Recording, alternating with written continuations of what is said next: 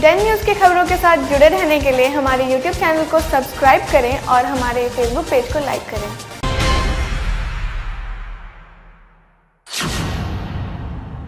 नमस्कार, स्वागत है आपका डेन न्यूज में और दिन भर की तमाम खबरों के साथ मैं हूं आरती। और अब खबरें विस्तार से। मुजफ्फरपुर में एक भीषण सड़क दुर्घटना में 2 लोगों की दर्दनाक मौत हो गई। मुजफ्फरपुर सीतामढ़ी NH 77 पर अय्यापुर थाना के भिखनपुर के पास ट्रक और टेम्पो के बीच जबरदस्त टक्कर हो गई। ट्रक में ऑटो में सवार 2 लोगों की मौके पर ही मौत हो गई। मृतक की पहचान स्थानीय रसूलपुर गांव के 35 वर्षीय रंजीत सहनी और 55 वर्षीय त्रिभुवन सहनी के रूप में हुई है। दुर्घटना के बाद मौके पर भारी भीड़ जुट गई और लोग काफी आक्रोशित हो गए। आक्रोशित लोगों ने हंगामा शुरू कर दिया और हाईवे को पूरी तरह जाम कर दिया। मृतक के परिजनों के लिए मुआवजे की मांग को लेकर स्थानीय लोगों ने टायर जलाकर प्रदर्शन भी किया और प्रशासन के विरुद्ध जमकर नारेबाजी भी की। सड़क जाम होने के कारण गाड़ियों की लंबी कतार लग गई। स्थानीय लोगों की सूचना पर मौके पर ही अय्यापुर पुलिस पहुंची और लोगों को शांत कराया। परिजनों ने बताया कि रंजीत सहनी और त्रिभुवन सहनी दूध का कारोबार करते हैं। सुबह में गांव से दूध लेकर ऑटो से बाजार जा रहे थे। उसी दौरान मेडिकल कॉलेज की ओर से आ रही अनियंत्रित ट्रक ने ठोकर मार दी। टक्कर इतनी भीषण थी कि ऑटो के परखच्चे उड़ गए और मौके पर दोनों की ही मौत हो गई। मौके पर पहुंचे अय्यापुर थाना के पुलिस पदाधिकारी ने बताया कि सड़क घटना में मौत के बाद लोगों ने मुआवजे के लिए हंगामा किया तो उन्हें समझा बुझाकर शांत करा लिया गया और मुआवजे और अन्य उचित कार्रवाई की जा रही है। मुशर्री सीओ ने दोनों मृतकों के परिवार को आपदा राहत के तहत 4-4 लाख रुपए का अनुग्रह अनुदान का चेक दिया है। फिलहाल स्थिति नियंत्रण में है। लोगों का कहना है कि मुजफ्फरपुर सीतामढ़ी अभी 2 लेन सड़क है, इसे 4 लेन बनाया जाना बहुत जरूरी है। लेन नहीं होने की वजह से आए दिन दुर्घटना होती रहती है। कुछो न हमरा कहलक, हमरा लिए भोरे उठ के बैठल तो गेला कता कर गे माँ कल्ला बैठल हते। हम बोले रे बउआ हमें नहाते बैठल हती, माल जा रहा है बकरी छेड़ तो हम बैठू न। इतने बात बोलक हाँ। आ वो पट्टी में गेल तो की कहलक, झगड़ा लोग कहलक, रगड़ा कहलक, हमरा न कहलक हमर बेटा के गे माँ झगड़ा भेल पन्ना गाड़ी देलक बेइज्जत करके। हमरा न कोनो बोलक न कहलक, हमरा साफे कोई कहबे न कहलक। हम न कुछो माने कितना भेलै न भेलै हम कुछो न जानै छी से कुछो न। हम बैठल रहिए पट्टी में तो अल कहल के माँ कल्ला बैठल हत, बोलिए नहाते बैठल हत। अब कुछ घटना की होला? हम घटना जनै छी से क्या जानकारी मिला? हमरा तो जानकारी सवेरे खुनी मिलल कि माने स्कूटे बेटा डेट कर गेल। कैसे? अब कैसे भेलै न भेलै से हम तो ट्रक से हम भेलै से हम तब हम लोग जनै छै। कहाँ जा रहा था वो जाइत रहे दूध लावे। दूध कहाँ से? अथी में से जापान कैंटीन में से। अभी ट्रक वाला मार दिया है? हाँ ट्रक। मैंने आपके चाचा का एक्सीडेंट हो गया और जोड़े जोड़े रंजीत सहनी है हमारे घर के सामने, जो वो भी एक्सपायर कर गए हैं। तो घटना का मालूम चला जो उधर से वो लोग आ रहा था और इधर से माने ट्रक जा रहे थे। उधर से आते क्रम में जो है ना ट्रक वाला इनको जो है ना चढ़ा दिया। तो ये कहाँ जा रहे थे? मैंने झापा गए थे दूध लाने। अच्छा, दूध का कारोबार करते थे? नहीं, दूध मैंने उठौना लाते थे तो वहाँ से दूध लाने जा रहे थे। तो दूध लाने क्रम में जो है ना उधर से आने क्रम में मैंने मार दिया, ट्रक वाला मार दिया धक्का। ट्रक वाला मारने के बाद वो स्पॉट पर हम तो थे नहीं। रोड का जाम किया था? वही मैंने अथी के लिए मुआवजा के लिए रोड जाम किए थे। मुआवजा मिला? मुआवजा मिल गया। सूचना मिला था कि भिखनपुर के पास में गाड़ी एक्सीडेंट कर गया है। एक ट्रक वाले ने एक टेम्पो को धक्का मारा है जिसमें 2 स्पॉट डेथ कर गया है। दोनों की पहचान हो गई है। बॉडी को उठाकर पोस्टमार्टम के लिए भेज दिया गया है। विधि व्यवस्था के जो जाम था उसको हटा दिया गया। घटना कैसे हुआ? घटना हुआ है कि SKMCH की तरफ से ट्रक आ रहा था और झप्पा की तरफ से टेम्पो आ रहा था। आमने सामने में टक्कर हुई जिसमें 2 स्पॉट डेथ कर गए। आगे की कार्रवाई हम लोग कर रहे हैं। पोस्टमार्टम के लिए भेज दिया गया है। रोड क्लियर हो गया है। मृतक की क्या पहचान हुई है? मृतक का नाम त्रिभुवन सहनी है और एक का नाम रंजीत सहनी है जो रसलपुर भिखनपुर पंचायत के रहने वाले हैं। पोस्टमार्टम के लिए भेज दिया गया? पोस्टमार्टम के लिए भेज दिया गया है और उसके मुआवजा के लिए CO साहब की तरफ से चेक भी दे दिया गया है। बुधवार की देर रात कांटी के नरसंडा के समीप बाइक सवार 3 अपराधियों ने लूटपाट के दौरान एक युवक को गोली मार दी। घायल युवक का इलाज बैरिया के निजी अस्पताल में चल रहा है। उसकी पहचान ब्रह्मपुरा बड़ई टोला निवासी विकी कुमार के रूप में हुई है। घायल विकी ने बताया कि वह एक लैपटॉप बनाने वाली कंपनी का कर्मी है।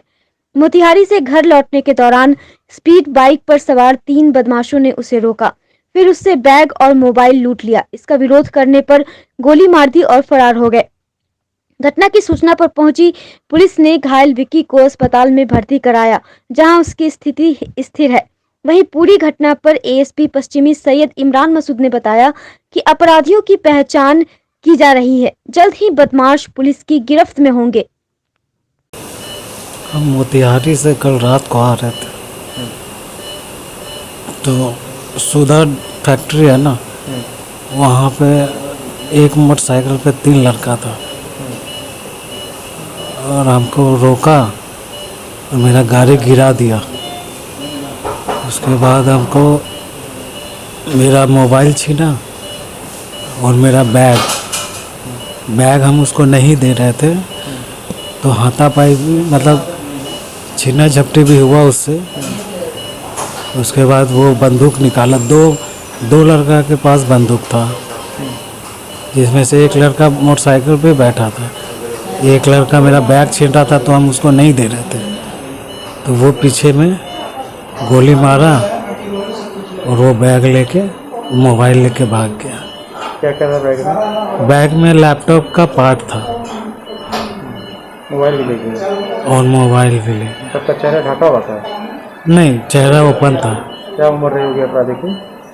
वही 20-25 के आसपास। कौन गाड़ी से थे वो लोग? वो अपाची था, ब्लू कलर का। आप कौन सी थे? हम ग्लैमर से थे। कहाँ जा रहे थे? हम मोतिहारी से आ रहे थे काम करके। घर आपका कहाँ है? ब्रह्मपुरा ब्रह्मपुरा कौन मोहल्ला? बढ़ई टोला। बढ़ई टोला। अच्छा, पहचान की है कौन लोग थे अपराधी? पुलिस वहाँ पे था उस पुल पे। थोड़ी देर में ही पुलिस आ गया, तो पुलिस वाले अपने गाड़ी में बैठा के हमको यहाँ पे लेके आए। कहाँ पर गोली मारा है? यहाँ पे जी। बाइक भी लूटा है आपका? नहीं, बाइक नहीं, बाइक गिर गया ना, तो छीना झपटी में और एक दो आदमी जुटा तो वो भाग गया, गाड़ी नहीं लिया।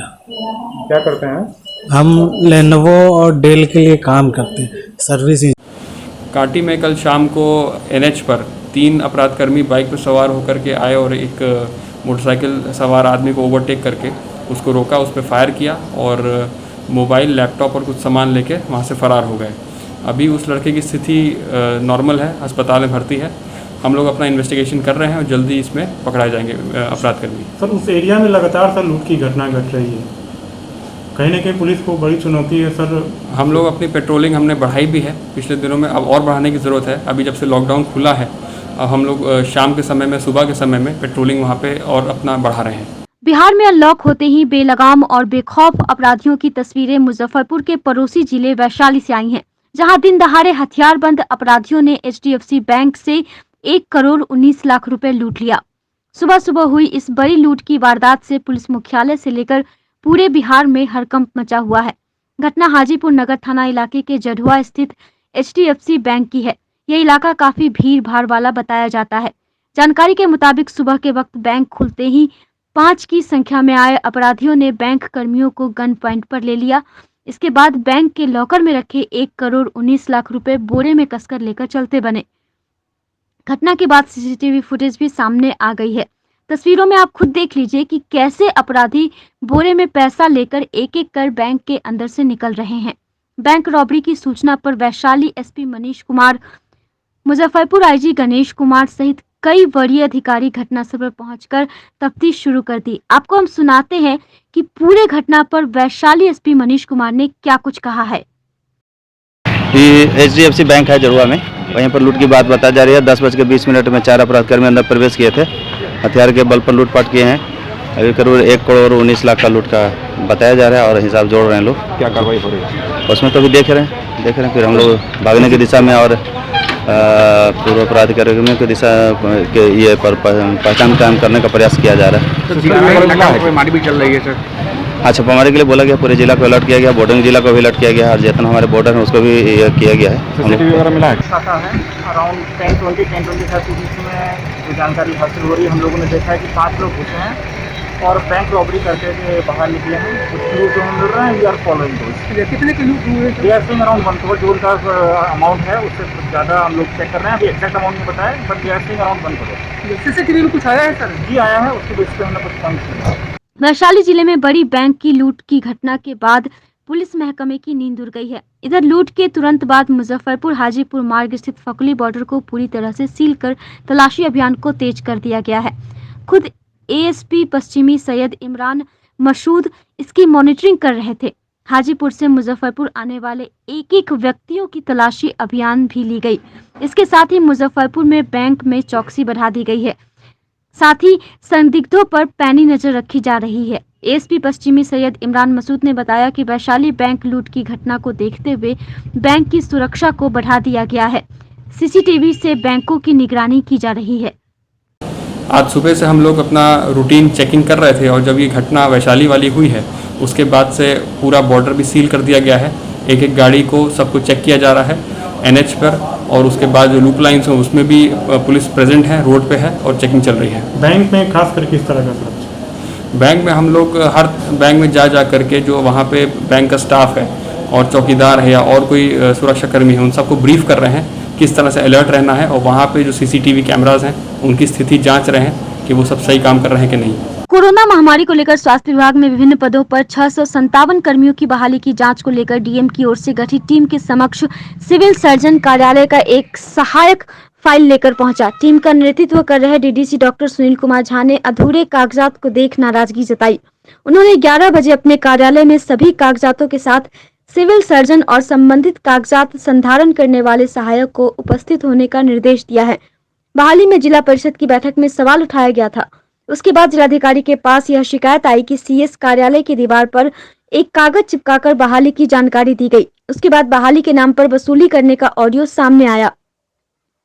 डीएम प्रणब कुमार ने डीडीसी सुनील कुमार झा के नेतृत्व में एसडीओ पूर्वी कुंदन कुमार समेत 3 अधिकारियों की कमेटी गठित की है। वहीं बहाली के नाम पर वसूली का ऑडियो वायरल होने के बाद सदर अस्पताल के डाटा ऑपरेटर की सेवा समाप्त करने की कार्रवाई शुरू है। एंटीजन किट में जो गड़बड़ी हुई उसकी डाटा एंट्री भी धर्मेंद्र ही करता था। उसकी भूमिका संदिग्ध रही है। अब बहाली के नाम पर वसूली का ऑडियो सामने आने के बाद सदर अस्पताल के अधीक्षक डॉक्टर शिवशंकर के नेतृत्व में विभागीय जांच चल रही है। प्रथम दृष्टया वह दोषी पाया गया है। उसने टीम के सामने स्वीकार किया कि उसका ही ऑडियो है, इसलिए जांच रिपोर्ट आने के बाद उसकी सेवा समाप्ति की कार्रवाई शुरू कर दी जाएगी। इसकी जांच हम लोगों ने लगभग कर ली है, कुछ और रह गया है जांच के लिए, और अभी हम लोग उसको देख रहे हैं। मेरे जो कागजात हम लोगों ने मांगा था लगभग कागजात तो मिल गया है, और उसको हम लोग जो है 1-2 दिन में हम लोग अपना रिपोर्ट। जांच में क्या कुछ पाएंगे? अभी तो हम लोग देंगे, डीएम को रिपोर्ट दे देंगे। जो आरोप लगाए गए हैं उसमें कितनी सत्यता पाएंगे? जो भी होगा हम लोग जांच रिपोर्ट अपना जो है वो दे देंगे डीएम साहब को। अभी हम लोग ने कोई कंक्लूजन ड्रॉ नहीं किया है, समझे ना। जब कंक्लूजन ड्रॉ हो जाएगा फिर हम लोग जिला पदाधिकारी को अपना जो है प्रतिवेदन दे देंगे, और इस संबंध में जो भी होगा जिला पदाधिकारी हम लोग का जांच प्रतिवेदन प्राप्त होने के बाद ही वही बताएंगे। संलिप्तता किसी की पाई गई उसमें? अभी हम लोग पहले बता दिए ना कि अभी हम लोग जाँच अभी खत्म हुई नहीं है। अधिकांश जाँच हुई है लेकिन अभी खत्म नहीं है। कार्यालय में सिविल सर्जन भी लगातार अनुपस्थित चल रहे हैं जब से मामले की जाँच। सिविल सर्जन अनुपस्थित नहीं है। सिविल सर्जन कल आए हुए थे मेरे पास में, और आज के बारे में उन्होंने कहा था कि हम कल नहीं रह पाएंगे, उनके घर में किसी की तबीयत वगैरह ख़राब हो गई है, तो वो वहीं चले गए थे। अपने बदले में उन्होंने डिप्टी सुपरिटेंडेंट जो है सदर हॉस्पिटल को उनको भेजा था। जो कागज़ हम लोगों ने मांगा है लगभग मिल गया है। कुछ और पेपर्स है जो कि अभी थोड़ा सा हम लोग वेट कर रहे हैं कि वो भी मिल जाएगा, फिर उसके बाद। लंबे अरसे से बंद पड़े महंत दर्शन दास अस्पताल मनियारी को आखिर सरकार ने अपने स्टाफ से शुरू करवा दिया है। स्थानीय ग्रामीणों की लंबे समय से मांग थी कि इस अस्पताल को दोबारा शुरू किया जाए ताकि मरीजों को इलाज के लिए शहर नहीं जाना पड़े। सिविल सर्जन और स्वास्थ्य विभाग से लगातार मांग की जा रही थी कि इस अस्पताल को जल्द चालू कराया जाए। गुरुवार को कुढ़नी स्वास्थ्य केंद्र प्रभारी धर्मेंद्र कुमार और ट्रस्टी डॉक्टर विजय कुमार शर्मा ने महंत दर्शन दास के चित्र पर संयुक्त रूप से माल्यार्पण कर अस्पताल का फीता काटा और इसे जनता को समर्पित किया। इस मौके पर कुढ़नी के स्वास्थ्य केंद्र प्रभारी डॉक्टर धर्मेंद्र सिंह ने लोगों को भरोसा दिलाया कि जब तक मैं हूं, सरकार के सहयोग से इस अस्पताल को एक बेहतर विकल्प देने का प्रयास करूंगा। यह एक पूर्णकालिक अस्पताल होगा। ट्रस्टी डॉक्टर विजय कुमार शर्मा ने अपने पूर्व की कमियों को स्वीकारते हुए जनता के लिए स्वास्थ्य सेवा बहाल करने में पूर्ण सहयोग का भरोसा दिलाया। वहीं सामाजिक कार्यकर्ता शशि रंजन ने इस अस्पताल को क्रियाशील करवाने के लिए मनियारी क्षेत्र की तमाम जनता की जीत बताया और सिविल सर्जन के सहयोग से इस अस्पताल को अपने गौरवशाली इतिहास को दोहराने लायक बनाने का प्रयास करने की बात कही। साथ ही यह भी बताया कि यह पूर्णकालिक अस्पताल खुला है। हमारे कुढ़नी पीएससी प्रभारी धर्मेंद्र सर और हमारे युवा नेता शशि रंजन जी, जिन्होंने हर संभव कोशिश करके हमारे इस मुहिम रीओपन मनियारी हॉस्पिटल को बहुत ही मजबूती से आगे बढ़ाया और इसमें सभी युवा साथी और हमारे बड़े भाई पूर्व मुखिया निराले जी, सब्बन जी और जितने भी लोग हैं, सब लोग इसमें साथ दिए, जिसके वजह से आज हम लोग यहाँ खड़े हैं। बहुत गर्व की बात है कि हमारे श्री मोहन दर्शन दास अस्पताल का फिर से सुचारू ढंग से उसको चालू किया जा रहा है। बहुत बहुत धन्यवाद सभी। इस पूरे मिशन में मैं सिर्फ एक प्रूफ का पत्ता था। पूरे मनियारी की जनता ने, और एक लाइन मैं संक्षेप रूप में कह देना चाह रहा हूं, इस पूरे परिसर में कोई भी व्यक्ति गलत नहीं है। अंतर सिर्फ इतना है कि उनके कार्य करने का तरीका कुछ और है और मेरे कार्य करने का तरीका कुछ और है। ये समाज एक है, सभी एक साथ मोहन दर्शन दास के सम्मान के लिए लड़ रहे हैं और ये अस्पताल हमारे पक्ष और हमारे विपक्ष दोनों के सहयोग से खुला है। ये किसी व्यक्ति का कोई योगदान नहीं है, ये पूरे महंत मनियारी के सम्मान का योगदान है। और डॉक्टरों की जरूरत पड़ेगी। सिविल सर्जन सर ने पूरे एक सख्त रूप से मुझे कहा है कि डॉक्टर की संख्या की जरूरत होगी, डॉक्टर बढ़ेगा। और धर्मेंद्र सर पूरे तरह आश्वस्त कर दिए हैं कि ये सिर्फ अस्पताल के रूप में इसको नॉर्मल नहीं देखना चाहते हैं। जो बृहत रूप पूर्व रूप में ये अस्पताल था, उस रूप में कैसे हो, उसमें थोड़ा समय लगता है। उस रूप में कागजी पत्तर के साथ साथ आर्थिक विषय के साथ साथ सरकार का ध्यान आकृष्ट कैसे किया जाए, उसमें धर्मेंद्र सर, आशीष सर, गौतम सर और सीएस सर पूरी तरह प्रतिदिन 10 मिनट का समय इस अस्पताल पर देते हैं। ये बड़ी खुशी की बात है और पूरे मनियारी की लड़ाई से ये जीत मिली है। सहयोग अपेक्षा आप लोगों से सिर्फ इतना है कि डॉक्टर और हमारे जितने भी बहनें एएनएम या सभी लोग आए हैं, इनका सहयोग करिए और आगे किस तरह अस्पताल की व्यवस्था और सुदृढ़ हो, इसमें हम लोग स्वास्थ्य विभाग को अपने सलाह द्वारा सहयोग करें। हम लोग सिर्फ सलाह और प्रयास कर सकते हैं, निर्णय लेना उन लोगों का काम है और किसी भी तरह की कोई ये नहीं है। और बीएस सर का पूरा योगदान रहा है। बीएस सर ने स्पष्ट रूप से बिहार सरकार, सीएस और स्वास्थ्य विभाग को कह दिया है कि बिहार सरकार की जमीन है और लिखित रूप से इन्होंने दे दिया है और बिहार सरकार इस पे पूर्ण अस्पताल जीर्णोद्धार करे, बाउंड्री करे। मैदान स्थित कांग्रेस जिला कार्यालय में कांग्रेस सेवा दल के राष्ट्रीय सचिव चंद्रपाल गौतम ने तिरहुत प्रमंडल के कांग्रेस सेवा दल के सदस्यों के साथ बैठक की। बैठक में बेगूसराय, दरभंगा, सारण, मुजफ्फरपुर, शिवहर, सीतामढ़ी, वैशाली जिला के सेवा दल के सदस्यों को प्रत्येक जिला में कांग्रेस सेवा दल का कैंप आयोजित करने का निर्देश दिया गया। साथ ही आगामी चुनाव को लेकर तैयारियों की समीक्षा की गई। राष्ट्रीय सचिव ने बताया कि पद संभालने के बाद पहली बार बिहार आते हैं। बिहार में डबल इंजन की सरकार है पर सब बेरोजगार हैं। 5 राज्यों में चुनाव आगामी वर्षों में है, उसके लिए भी तैयारियां पूरी करनी है। संगठन के लिए मुझे काम करना है, संगठन को मजबूत करना है और कांग्रेस के लिए जिस तरह कांग्रेस के पीछे पड़ी हुई है ये मोदी सरकार, महंगाई को लेकर संगठन को साथ लेके चलना है और बिहार की धरती से इनकी तानाशाही सरकार को उखाड़ फेंकना है। आने वाला समय कांग्रेस का होगा। ये मोदी, अमित शाह कहते हैं ना, ये नटों की जो सरकार है, इसको जाना होगा। ये विनाश कर रही है। आज तक कहीं सही आंकड़े नहीं दे रही। जितने मर रहे हैं बताते कुछ हैं, रियल कुछ है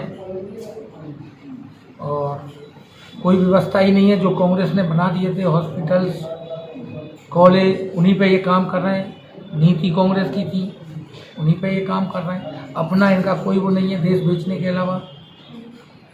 हर चीज़ को बेचने पर तुल रहे हैं और अभी भी 5 राज्यों में चुनाव है, वहाँ इनको महंगी खानी पड़ेगी।